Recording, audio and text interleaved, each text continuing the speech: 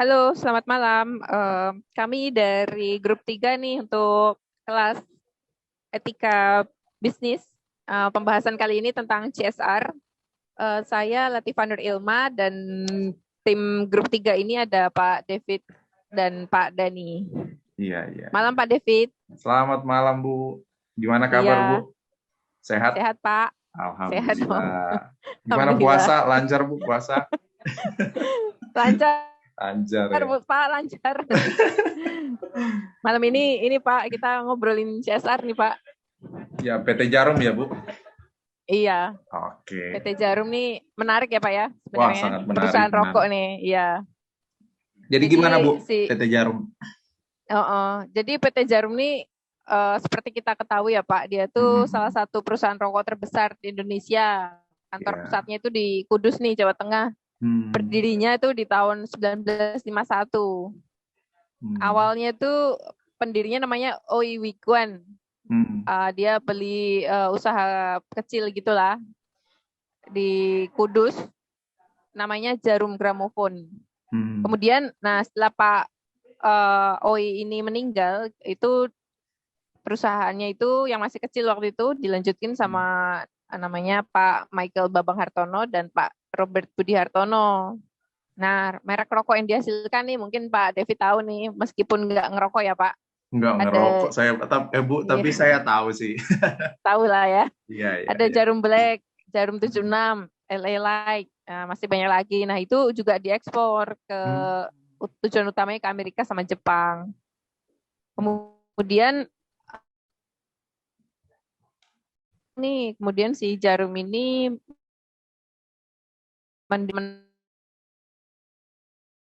si Jarum ini akhirnya menghasilkan rokok kretek rendah tar dan nikotin. hmm. Dan juga ada sigarillo pertama di dunia. Wah, Kretek dengan kertas coklat dan hitam. Terus ada juga dari hasil si riset dan development center tadi ada kretek dengan rasa cherry dan vanilla. Kemudian bahkan dia juga punya rokok Superfine Clove. Nah, itu pakai racikan cengkeh terbaik nih katanya gitu. hmm.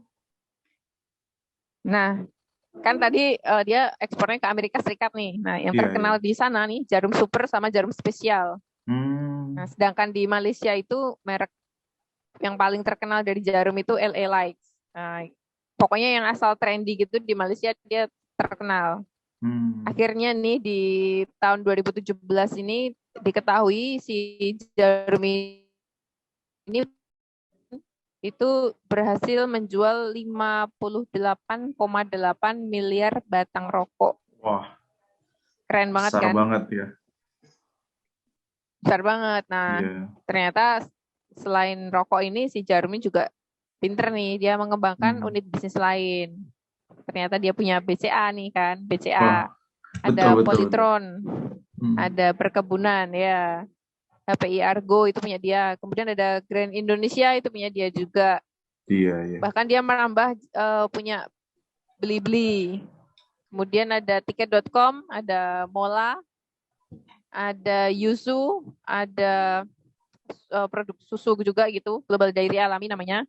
Dan Hmm. ada kopi yang lagi ngehit sekarang ini namanya Cafino. Namanya Vino kopi ya. Iya, Cafino. iya betul.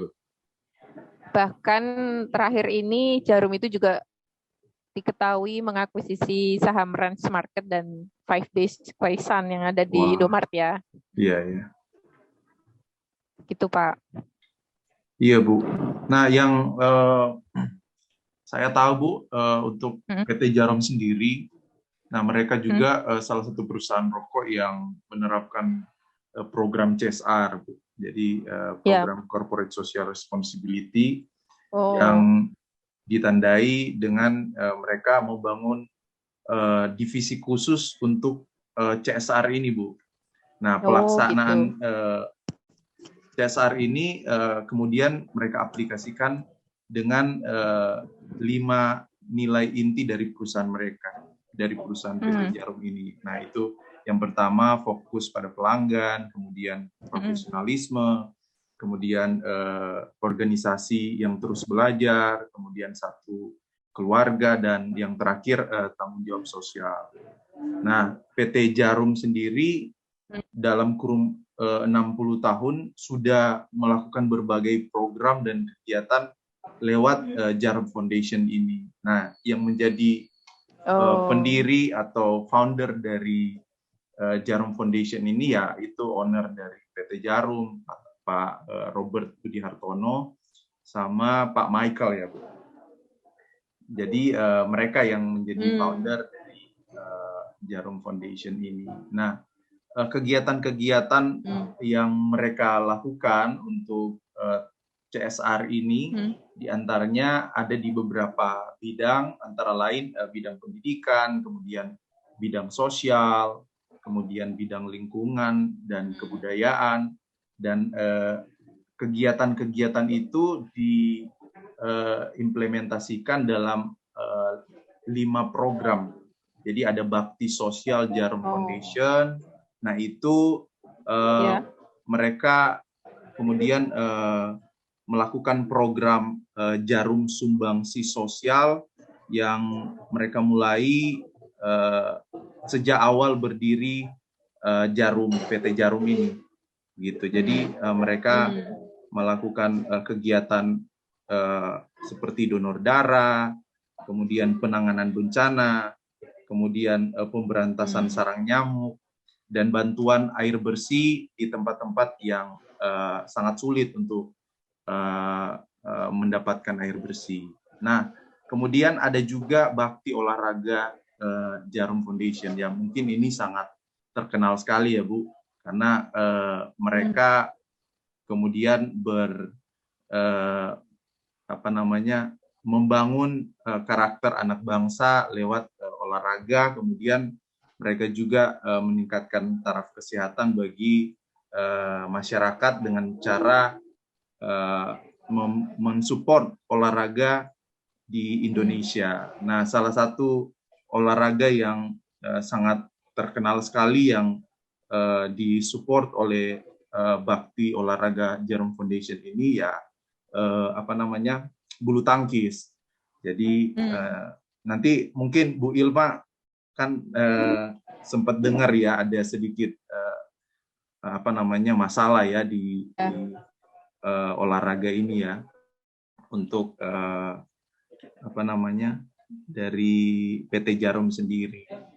Nah, saya lanjut dulu Bu. Jadi kemudian bakti lingkungan. Nah, bakti lingkungan ini mereka melakukan kegiatan-kegiatan seperti penanaman pohon, kemudian kegiatan-kegiatan untuk menjaga dan melestarikan lingkungan yang ada di daerah-daerah tertentu. Kemudian untuk bakti pendidikan, Jarum Foundation, ya PT Jarum memberikan beasiswa kepada anak-anak yang kurang mampu, kemudian guru-guru yang kepengen untuk lanjut sekolah.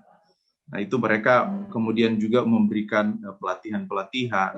Jadi itu kegiatan-kegiatan dari bakti pendidikan Jarum. Kemudian ada juga bakti budaya. Nah, Jarum sendiri sangat mengapresiasi budaya yang ada di Indonesia sehingga mereka ingin mensupport, mengembangkan, memelihara warisan leluhur yang ada di Indonesia sehingga Jarum Foundation turut mengambil bagian untuk memajukan salah satunya industri musikal drama di Indonesia dan berbagai kegiatan yang berkaitan dengan hal-hal yang berkaitan dengan budaya. Nah itu tadi Bu yang saya mention Bu. Bu Ilma sempat dengar nggak ada fenomena Jarum beasiswa bulu tangkis itu yang ya cukup itulah. Iya betul Pak. Gimana Bu? Saya sempat dengar itu Pak yang isu CSR karena memang CSR ini kan agak unik ya karena biasanya betul. CSR itu kan kalau di beberapa perusahaan lain tuh cuma sekedar memberikan sumbangan gitu yang misalnya setahun sekali di beberapa daerah gitu kan. Tapi yang uniknya untuk PT Jarum ini CSR yang mereka lakukan itu sangat berkelanjutan gitu, dan mereka mampu menjaga itu sehingga sampai bisa menghasilkan output yang cukup signifikan buat negara ya, betul, gitu. betul. Nah, bulu tangkis itu PB Jarum kan PB.